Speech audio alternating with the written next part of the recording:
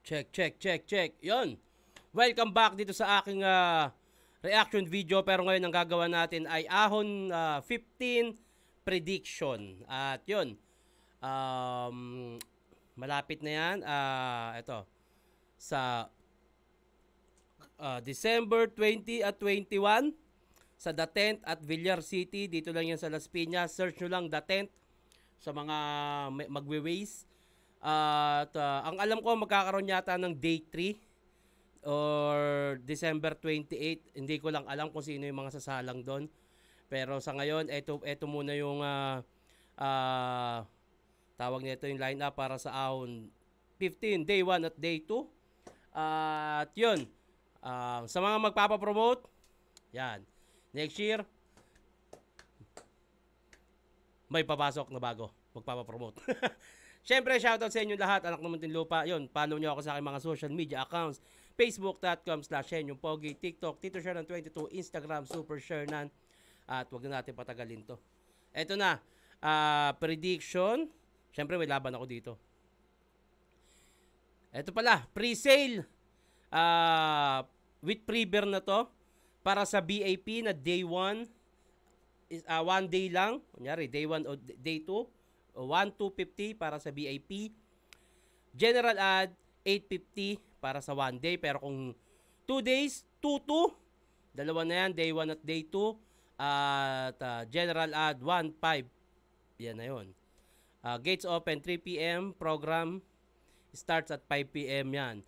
Matatapos siya ng mga 11 o 12. Ganyan nakatindi ang disiplina ng flip top.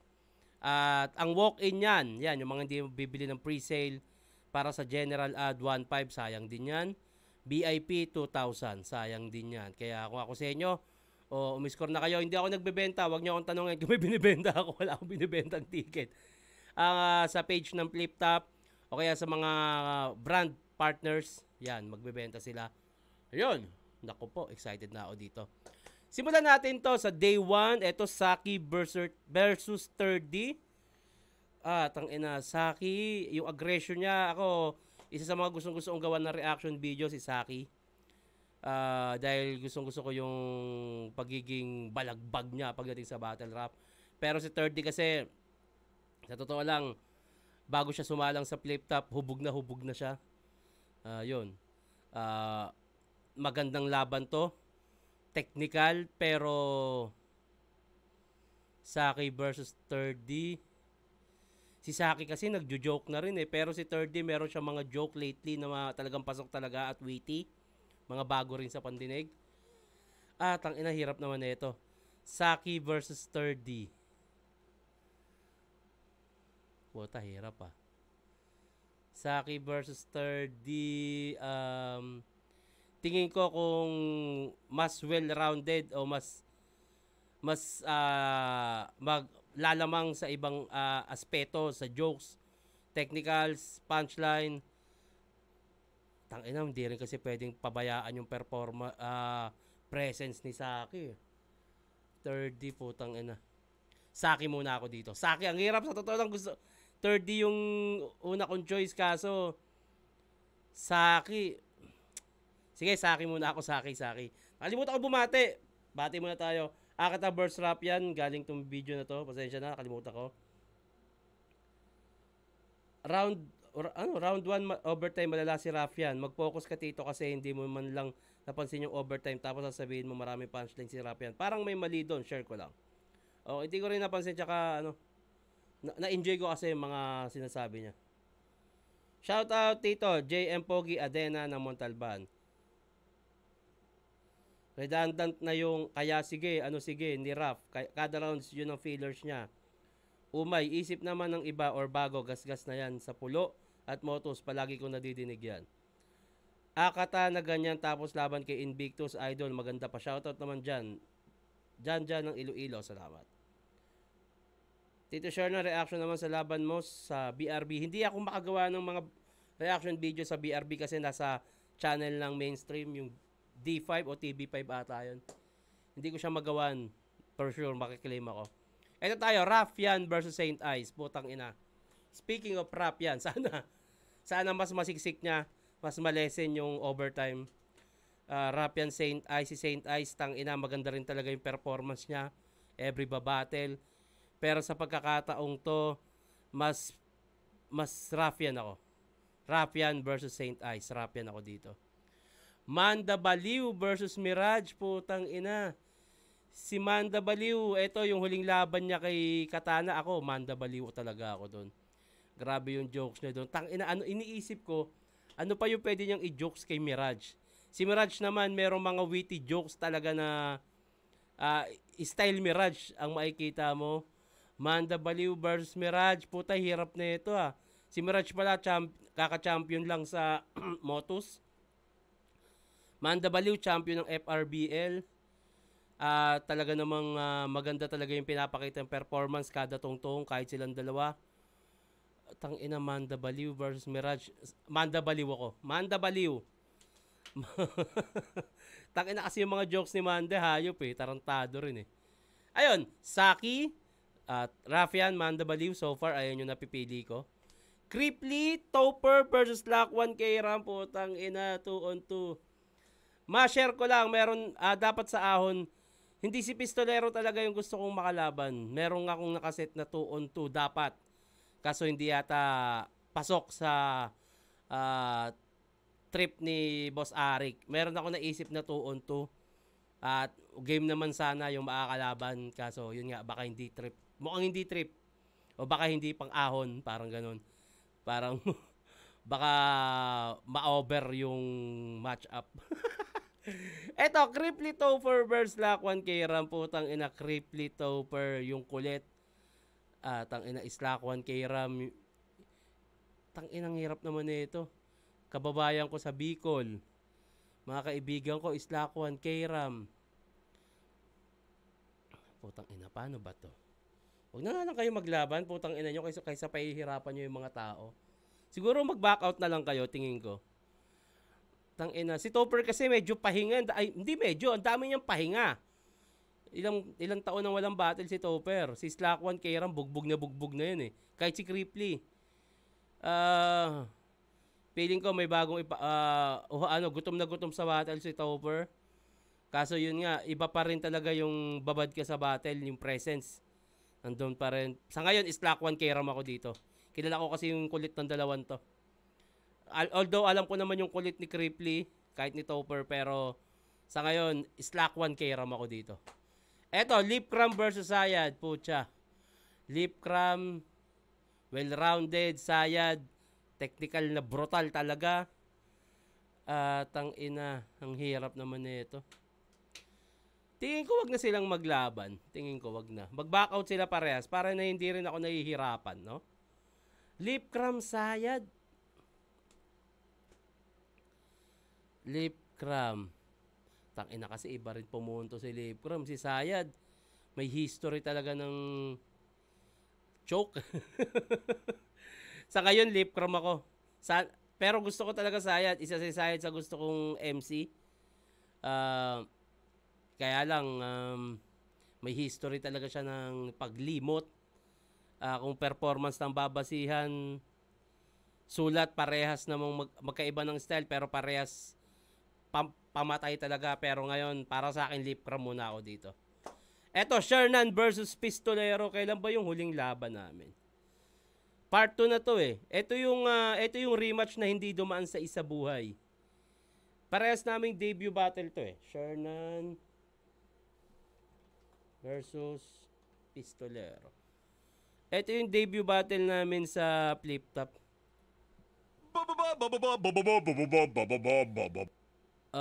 Debut battle namin 10 taon nang lumipas. Pucha.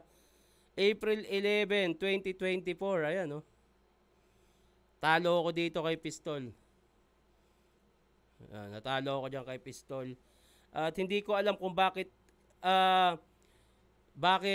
kami yung nagharap. Wala talaga sa isip ko na makalaban ulit si Pistol.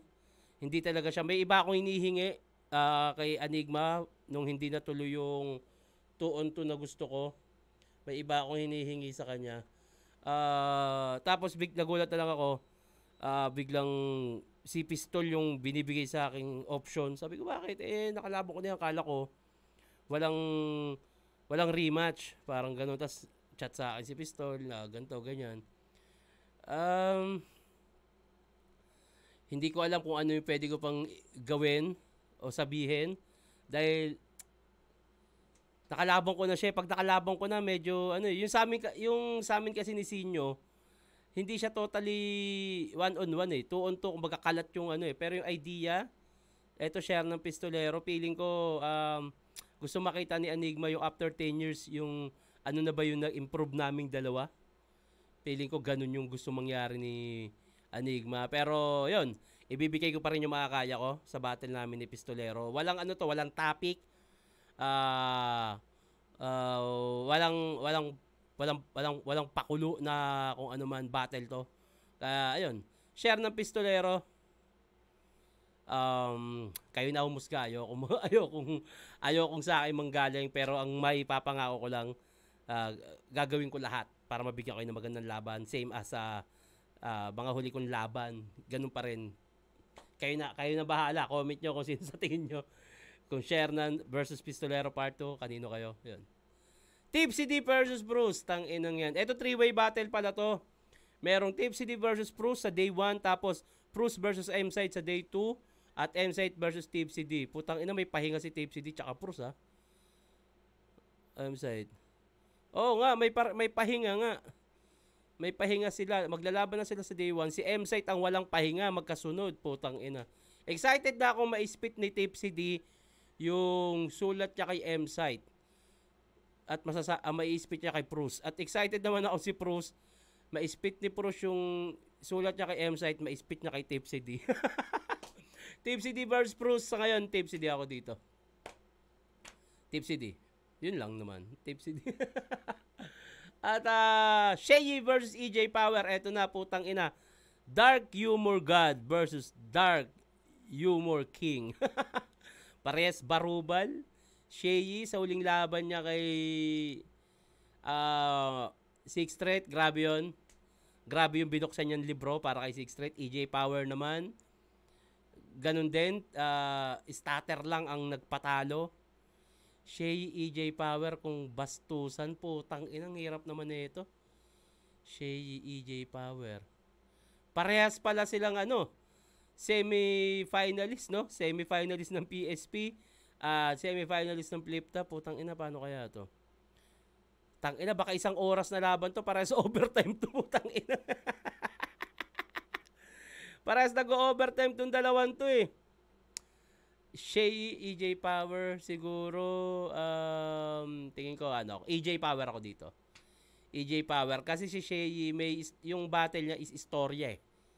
Baga meron siyang isang istorya na talagang, isang buong istorya is mabigat na punchline. Pero si EJ Power masiksik para sa akin. So, para sa akin, sa ngayon, EJ Power. So, ayun. Sa day 1, Saki. Para sa akin to ha. Saki, Rafian, Manda Baliw, Slack 1, K-Ram, Lip Cram, Shernan versus Pistolero, bahala na kayo. Tipsy D, EJ Power. Yun, mapunta tayo sa day 2. Harlem versus Katana. Putang ina trip ni Enigma. Pinaglaban na pinaglaban na agad ni boss. Baka makuha pa ng ibang liga. Putang ina. Pinaglaban na ni boss. Baka makuha ng ibang liga. Yung tinatanim niya. Harlem versus Katana. Sa ngayon, Katana ako dito. Si Harlem kasi medyo mahaba din yung setup. Si Katana sunod-sunod. Tsaka mas gutom to para sa akin. Sana magandang laban. Parehas handa. Pero sa akin, Katana ako dito. Poison 13 versus Goryong Talas. Laban ng mga anime. Eto na. Magpapaulan ng mga anime bars. Eto na, Poison 13 versus Goryong Talas. Si Goryo, tangina, ang lakas nung niya eh, yung ano ba yung laban niya kay yung Ghostly, lakas nun, tangina, pero Poison 13 Goryong Talas, sa ngayon Poison 13 ako dito. Poison 13. Jonas versus Sendlock. Style clash to. Mang-uulol to si Jonas, putang ina. Ano kaya si Sendlock yun ang ulol? Si Sendlock yung nag-iba ng style. Ano kaya mangyari? Pero tingin ko hindi magbabago ng style si Sendlock. Jonas versus Sendlock. Tang ina, style clash to. Jonas gusto ko eh, pero parang gusto kong sumugal kay Sendlock ah. Sige, Jonas ako. Jonas. Bias tayo syempre, putang inang yan. Sayang naman yung mga inaanggulo nyo sa amin. Eto tayo, 2x2 finals ng mga rookie. Casper Hespero ang Team CS o Chicks Hanap laban kay Atom Cygnus AC. Okay? Team Bicol. Putang ina. Ito yung nakita kong 2x2 ngayon na ang ganda ng chemistry. Casper Hespero, may rebattles, may punchline. Atom Cygnus, ganun din. Putang ina, pukpukan to. Gusto kong piliin si Casper at Hespero dahil syempre tropa. Si Hespero bumabattle din sa pulo. Atom Cygnus, mga kababayan ko sa Bicol, tang ina, hirap naman na ito. Casper Hespero, Atom Cygnus, ululan to. Hindi, ang hirap mamili ang puta. Sa performance malalaman yan, pero sa ngayon, paano ba to?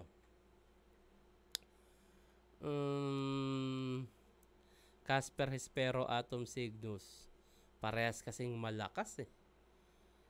Lalo yung style ng Casper Hespero, yung nakikita ko sa battle nila. Si Atoms tsaka Cygnus, sa panood ko to nung second sight, ang lakas din talaga ng dalawa, putang ina eh. Paano ba to?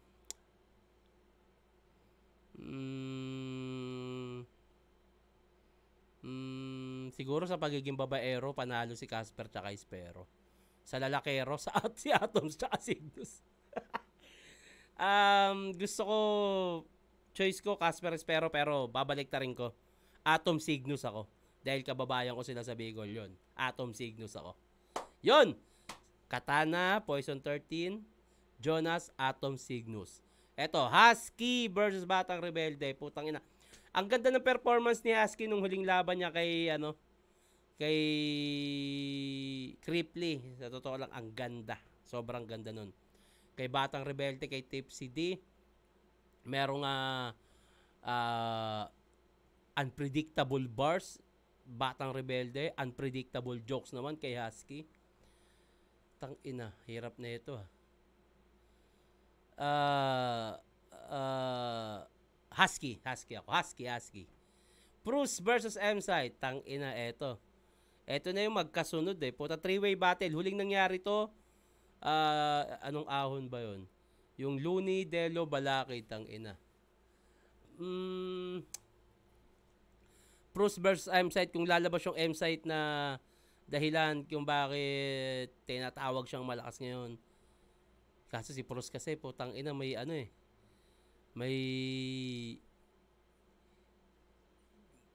may kakaiba ding style. Pero M-Site ako dito. M-Site. Eto, M-Site versus Tipsy D, putang ina. Ito na, nagbaklas na yung 2x2 finals. Ito, nakabawi na sa akin si Sinyo.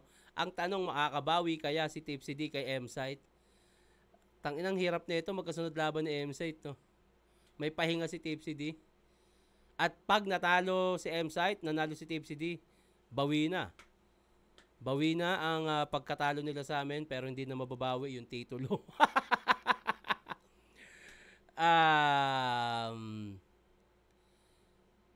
Tingin ko Tipsy D ako dito. Kaya namang magsaulo ni M-Site na magkasunod na battle, pero sugal yun.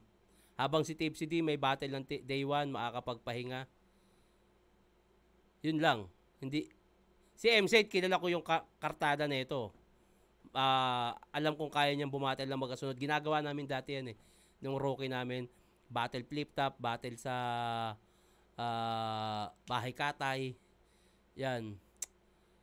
Hindi ko alam kung kaya ni Tipsy din na magkasunod na araw. Pero si M-Site, alam kong kaya niya.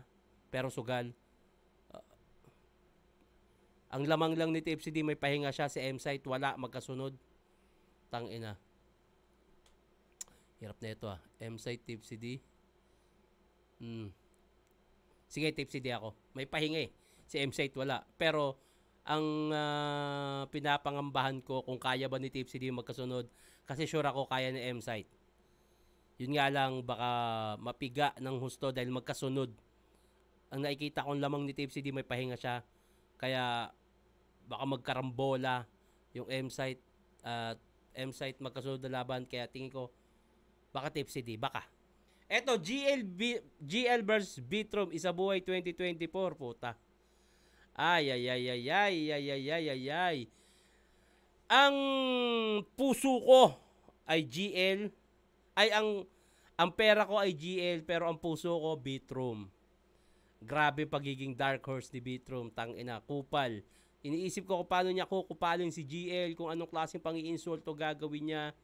At the same time, may nakita ko kasi sa isa buhay run ni GL, may napansin ako sa mga ginagawa niya at hindi ko sasabihin yon, baka magka-idea si Bitrom. May nakita talaga ako sa ginagawa niya. May napansin ako. Sana napansin ni Bitrom yon. GL Bitrom. Tangina, pag nanalo si GL, nagkatotoo yung parang yung pagpunta niya sa future na siya yung magcha-champion.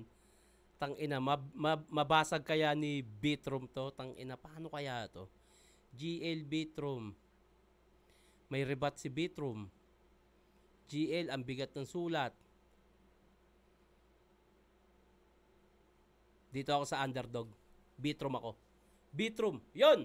So, Day 1, Saki, Rafian, Manda Baliw, Slack 1, K-Ram, Lip Cramp, Share ng Pistolero, bahala na kayo. Tipsy D ako dito. EJ Power sa Day 2. Katana, Poison 13, Jonas, Atom, Cygnus, M-Site, Tipsy D, Bitrom. So ayun, magkita-kita tayo sa Ahon 15, December 20 at 21, The Tent at Villar City, C5 Extension Road, 6490 Las Piñas. Grabe. Ayan na, makikita nyo na yan. Details, punta lang kayo sa Flip Top page para sa iba pang detalye kung paano maka-score ng ticket. At yun, enjoy natin ang Ahon 15. At yung Day 3, kung magkakaroon, kita-kita tayo. At yun, bati na tayo bago matapos. Otit Shernan, solid talaga reaction mo, Tito Shernan. Sana ma-review mo yung Class G versus Rapia. Thanks, Otits. Sana una mong guess si Akita para tanungan kayo. Okay, nakapass forward lang ako pagdating kay Farian. Arap yan, gago. Akata Burst Poison 30 naman, Tito. Ang alam ko, nagawang ko na yun eh. Check mo. Ang lakas ng bitaw ni Ra, pero di niya binibigyan mag-react mga crowd. Okay? Boss, shoutout mo na ako. Sige na, kahit sa round 3 lang. Aklas Invictus PSP, boss, o kaya Aklas JD. Ayun. Yun, sa mga magpapabate, huwag kalimutan lagyan ng pangalan at sagasaan at i-comment nyo na rin kung sino gusto nyo gawa natin na susunod na reaction video. Hanggang dito na lang to. Mag-iingat kayo palagi, magandang araw.